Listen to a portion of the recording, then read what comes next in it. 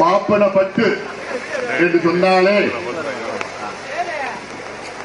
தியாகம் செய்த மண், ரத்தம் சிந்திய மண், மற்றவர்களுக்காக தியாகம் செய்த இந்த புனித மண் பாப்பனப்பட்டு மண்.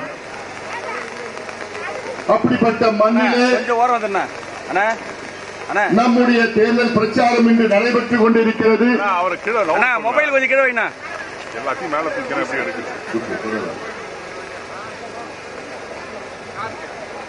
இந்த கிராமத்தில் உள்ள அனைவரும் சேர்ந்து இந்த தேர்தலில் மாம்பழம் சின்னத்தில் நீங்கள் வாக்களிக்க வேண்டும் என உங்களை பாசத்தோடு நான் கேட்டுக் கொள்கின்றேன்.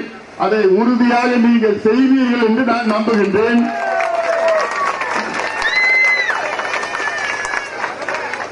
காரணம், இந்த இடைத்தேர்தல் நமக்கு மிக முக்கியமான ஒரு இடைத்தேர்தல். ஒரு பக்கம் திமுக,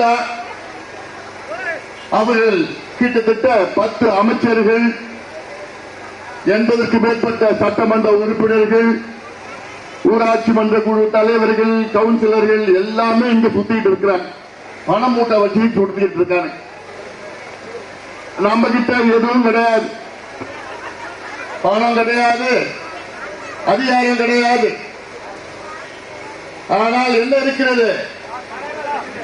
என்னுடைய தம்பிகள், என்னுடைய தங்கைகள் பாசம், உழைப்பு, உணர்வு, நம்பிக்கை இருக்கிறது. இந்த தேர்தல் பணத்திற்கும் பாசத்திற்கும் நடக்கின்ற தேர்தல் இது. இந்த தேர்தலில் திமுக தோல்வி அடைந்தால் அவர்கள் ஆட்சி போவது கிடையாது. ஆனால் பாட்டாளி கட்சி வெற்றி பெற்றால் அடுத்த மாதமே வன்னியர்களுக்கு 10.5 விழுக்காடு இடஒதுக்கீடு நமக்கு கிடைக்கும். இது நான் உங்களுக்கு உறுதியளிக்கின்றேன். நாம் யார் என்று காமிக்க வேண்டும். இது முக்கியமான ஒரு தேர்தலாக நான் பார்க்கின்றேன். இது ஏதோ ஒரு ஜாதி பிரச்சனை கிடையாது. நான் இங்க ஜாதி பிரச்சனை பற்றி பேச வரல. இது சமூக நீதி பிரச்சனை, இந்த மாவட்டம் வளர்ச்சி பிரச்சனை, தமிழ்நாடு வளர்ச்சி பிரச்சனை. இது பாப்பனப்பட்டு என்றாலே தியாகிகள், தியாகம் செய்த மண். அவர்கள் எதுக்கு தியாகம் செய்தார்கள்? நீங்க படிக்கணும், உங்க பிள்ளைங்க படிக்கணும், உங்க பேர பிள்ளைங்க படிச்சு வேலைக்கு போகணும். இதுக்கு முன்பு பேசிய சௌமியாண்டு கேட்டாங்க ஒரு கேள்வி, இந்த கிராமத்தில் எத்தனை பேர் அரசு வேலையில் இருக்கிறாங்க கேட்டாங்க. ஒரே ஒரு அம்மா, அது ஆயா வேலை, யாருமே கிடையாது.